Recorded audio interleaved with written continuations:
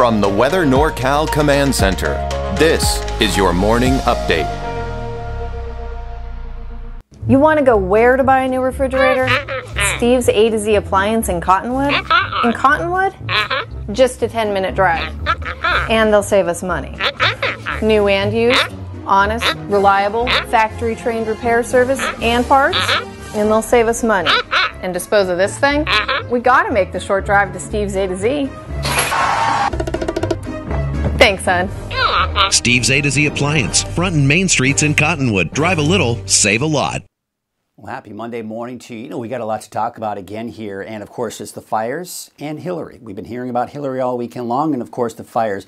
I want to start locally though with the fires. We're going to start with that, and then we'll get on over to Hillary. So let's talk about the fires. First and foremost, I want to show you the high resolution imagery here, and really where we're seeing the most activity and have seen the most activity overnight has been the Smith River complex. You can kind of see right here, some of them kind of taking off. Of course, it's several fires within one complex here, but that's off to the north and west. We're really not seeing all of the other fires that are in northwestern California burning as actively. I mean, they're burning, just not as active and hot as you're seeing the fire here.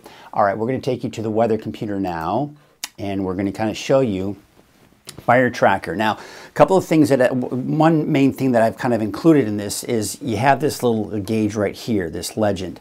So when you see the red colors shaded in, that's the most recent activity that the satellite data has detected when we're talking about heat signatures. You start getting into oranges and yellows as indicating older data, meaning that part of the fire not as active over, say, the last 24 hours. So we can see all of the activity here. This is, again, where most of the fires are. There's a little bit more down to the south, but that's pretty much what we're looking at here at this point.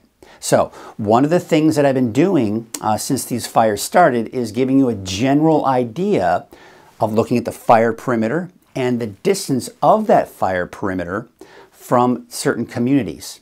Now again, something that I've included, of course you can see the fire perimeters that are in red right here. There's a fire perimeter there and here as well. Where we have these shaded areas, that's the satellite detecting the heat signature. So the red, again, is over the last 12 hours or so, okay? And then the yellows and oranges indicating about 24 hours old plus. So you can see some of the more active parts of the fire here are the areas shaded in red. So that's just something to kind of think about when you're looking at this map here. But you can see all of the different distances. Keep in mind, these are just a general idea.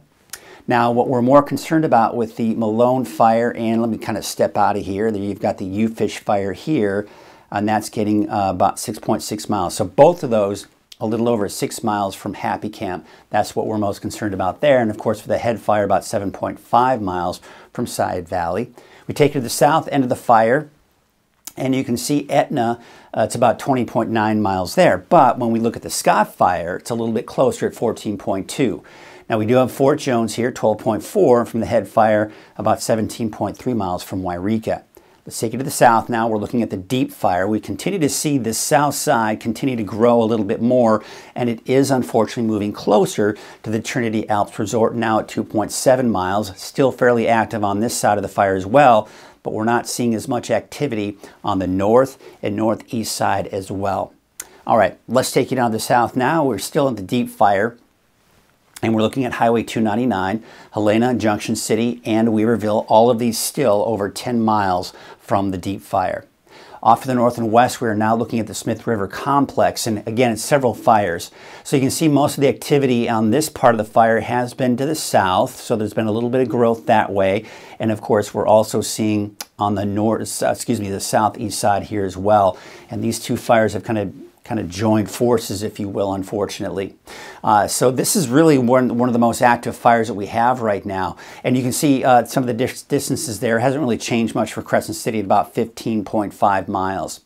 Let's take you out to Orleans. You've got the Perch fire. Here's where most of the activity has been. You'll notice it kind of gets outside of the fire perimeter. It may have gone outside there, but I'm taking you still from the fire perimeter, not from these red colors, because that's going to be a little bit off as far as the overall location, but you get the general idea. But this is about 2.3 miles from the Perch fire when we're talking about Orleans. So, you know, a little uncomfortably close, unfortunately. Now, we've seen this part part of the fire perimeter move a little bit closer to Hoopa, but notice we're not seeing as much fire activity on the north end of the fire as the south end of the fire where we have most of the activity. So there is the fire perimeter about 4.4 miles from Willow Creek. I want to zoom it in here a little bit closer just so you can kind of see a little bit better here. There again is that fire perimeter, and you've got mainly the community of Hoopa kind of in this area right here. Now, of course, I do believe that there are some, some residences in this area as well, but we're still mainly, as you can see, the fire perimeter is still on the north and east side of the river here. So that certainly is something we want to keep it there on that side, right? Here's the pilot fire, and you can see here about 12.2 miles from Mad River, 5.5 from Hyam and Dinsmore, about 9.2 miles. Now we take you up to the north and west. Here's the Lost Fire, pretty close to the coast here, about 2.7 miles from Berry Glen, 4.3 from Orick, and you can see not as much activity on the west side. However, we have seen some growth here from the fire perimeter here, a little bit to the west. And of course, you can see here about 5.1 miles from Johnson. All right, let's take you out to the Sulphur Fire. This is a small fire, at least as of about 11 o'clock last night. Approximately, I believe it was like 30 acres or something around that line. So not very big at this point. But just wanted to give you some distances from Hyam. Of course, we're looking at Dinsmore right here. You got Mad River, and then all the way off to the east towards Hayfork at about 14.7 miles there. So we'll keep an eye on the Sulphur Fire. It's one of the newer ones, and I'll keep you updated on that. All right, let's switch gears away from the fires. And by the way, when we're talking fires, there are a lot of evacuation warnings. And the thing is, I could spend a half an hour probably going over all of those with you. Here's what I suggest you do. Go to weathernorcal.com. You can go to the fire page, and that's where you can find out for all the evacuation watches and warnings. In particular, I think one of the best locations is just go to the watch duty and click on the particular fire you want. And usually at the very top of that fire information for that fire, they've got all the evacuation watches and warnings. So, and orders and all that, right? So just be sure to check that out if you live in one of those areas. Okay, so here are the weather headlines. Hillary is going to be bringing rain for us today, and unfortunately maybe even some thunderstorms. But that being said, this week, much less active. Not nearly as much activity when we're talking thunderstorms here as we saw last week. I mean, it was a nightmare last week. Thunderstorms every single day. Of course, some days worse than others, but it's just been one day after another of thunderstorms. And over the weekend, we saw that, especially on Saturday. But we do also have cooler temperatures in store for us. Oppressive heat last week, especially in the valley and in many of the inland areas. But of course, for this week, much cooler. And today, man, look at this. I mean, 79 degrees for Redding as well as Red Bluff, about 80 in Chico. I'll take that in the middle of summer, right? But we do have the showers, and there could be some stray thunderstorms. Now, when you look at the overall map of Northern California and see all the lightning strikes, I don't want that to scare you because it's going to be mainly in the form of rain, but there are going to be areas that could see some thunderstorms out there, so we can't rule that out here. So again, we see all the lightning strikes here, but I'm not expecting a huge outbreak of thunderstorms over Northern California. So there you can see all that moisture coming in from Hillary. Now what's interesting is you can see the heavier rainfall over Southern California, and as it moves northward, we're just not seeing as much rainfall out of it. But what we've got here locally, and what's happening is, we've got an area of low pressure to our south, and you've got an area of high pressure off to our east. By the way, that's kind of one of the steering mechanisms for the storm. That's the reason why it's been just basically kind of moving due north, and it's getting caught up more in the flow of the high pressure. So that's why it's kind of steering more off to the east here. But with that counterclockwise flow around that low, it's tapping into that moisture from Hillary. And even though the storm itself is moving this direction, we're taking that moisture and then we're pulling it over Northern California. And that's going to be the moisture source for the rain that we do see today, not to mention some of the thunderstorms that we could see. All right, so let's take you hour by hour and show you what we're talking about here. This morning about 8 o'clock, you can see a few showers off to the east and a few showers down into southern Trinity County, but nothing heavy at this point. Now what's going to happen is we're going to start to see the moisture get tapped into a little bit more. By noon today, we're seeing some rainfall. Now, there are going to be pockets of moderate to even heavy rainfall for brief periods of time for some of us, and we can't rule out an isolated thunderstorm that's going to be developing in here, okay? Now we go into about 4 o'clock in the afternoon, and what I'm seeing here is kind of this line. And I've seen this here even with yesterday's forecast models as well, that there's this line where we're seeing most of the rain. So I think this is the area here that we're going to see most of the rain here. But again, some embedded thunderstorms in there. You can also see some activity down to the south and east. The valley kind of seeing a bit of a break at this point. And then what's happening is as we go into the overnight hours, we're losing a lot of the energy. And we're not going to see as much rain at that point. So by tonight at about 10 o'clock, most of the rain should be gone. Now there are some lingering showers here and there, but nothing intense. Then we go into tomorrow morning at 8 a.m. There are the clouds. We're just not seeing much in the way of rain. So it should make for a pleasant morning again. Now we go into Tuesday around noon. Now here's the thing. We still have some leftover moisture from Hillary on Tuesday.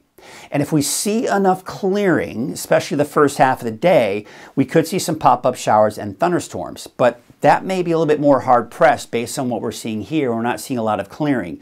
That being said, you can see a few pop-up showers trying to develop here Tuesday afternoon, and we can't entirely rule out an isolated thunderstorm as well. But one thing you'll notice, it's not very widespread, it's not very heavy, and it's not very intense. And then there you can see by Tuesday night, it's all gone. And here's the good news. Good news as I can report is that after Tuesday, any chances for showers and thunderstorms are pretty much out the window for the most part as we take you through the rest of this week. We'll certainly take that without a doubt. All right, let's go ahead and take a look at some of the forecast rain totals. And this is mainly going to be for today. Now, yesterday, the models were indicating about a ½ inch for parts of the valley. So that may have been overdoing it. And it looks like we're getting a better picture here. 1/4 to about a ½ inch, I think, on average for most locations. Now, again, remember I was talking about that main area right here where we're going to see most of the rain. It might be overdoing it from Mount Shasta, but you get the idea. I think this is where most of the rain will be. We could pick upwards of a 1/4 inch or more, I think, in some spots for the valley. I mean, this is great news. We'll certainly take that rain. It would be really nice, though, if we can get some of that rain here over this Smith River complex, but it just doesn't look like we're going to really be able to get much rain off to the northwestern portions of the state. All right, so just kind of looking at Hillary, this is what we call a tropical depression at this point. It's nothing concerning, but it still has the moisture, still has some winds blowing a little bit here. And that's moving itself off to the north here and really is just going to stay to our north. Here's some of the rainfall totals as estimated by the radars, okay? So we're looking at the colors. So we're seeing a lot of yellow on the map. That's anywhere from 2 to 4 inches in a matter of 24 hours. Where you start seeing some of the reds, now you're getting 4 to 6 inches plus. Now I did look at some of the rainfall totals in some of these areas, and some of the highest numbers that I did see were upwards of a little over 6 inches of rain, even in a matter of 48 hours. So just total, you know, what we're looking at here. So was this a massive amount of rain? No. Was it amount of rain that certainly did put a strain on many parts of Southern California? Absolutely. You're probably going to start seeing pictures today of flooded roads and as of right now, I haven't seen any reports of mudslides or debris flows, but that may change. So we're going to start getting more developments from the impacts of this storm. But as it stands right now this morning, the storm is to the north. So the heaviest rainfall has moved through, and that's the bulk of it. They didn't really see a lot of wind damage. There may have been some, but the winds weren't all that terribly strong either from the standpoint of winds. And of course, we certainly have seen stronger winds than that just from the Santa Ana winds, for example. But here you can see this is where the strongest winds are that we're looking at right here. So as we take into about the noon hour, now the stronger winds are moving up to the north and east. We're not seeing as much. Now, the Shasta Valley in central Siskiyou County, pretty typical. We might see some gusty winds there today. But you can see it's mainly off to the east of us. And then as we go into Monday, that's all pretty much done. Right? We go into, Monday night into Tuesday, it's all pretty much done. And we're looking at Hillary, just a thing of the past. And hopefully we won't have to talk about it anymore. All right, so here's what we got going on. Look at these temperatures. Look at these temperatures. These are not typos. Boy, I'd say if today's a day that you go and take a day off of work, boy, what a great day for it. I mean, you're talking cooler temperatures. Now, it will be a little wet out there. Now, again, don't look at this and go, oh my gosh, there's going to be thunderstorms everywhere. No, that's not what's happening here, okay? But we can't rule out, for the places that see the rain, we can't rule out a scattered thunderstorm. Now, I'm expecting it may, of course, dry conditions for the most part along the coast, or maybe a few showers around Eureka, but heading northward into Crescent City, most likely being able to dodge most of the rain.